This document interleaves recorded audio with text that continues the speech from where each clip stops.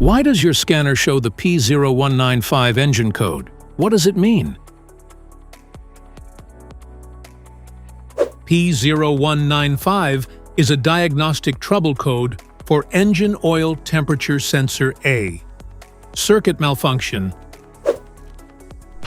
The P0195 engine code for indicate. The powertrain control module, PCM or ECU, has detected an irregular, erratic, or no electrical signal from the sensor responsible for measuring the temperature of the engine oil. Under this circumstance, stop driving and repair your vehicle immediately.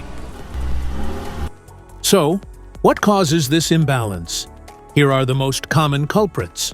This error can be caused by these possible faults in your vehicle: damaged wiring or connectors, failing hybrid battery cells, malfunctioning battery smart unit, poor cell balancing, faulty battery current sensor.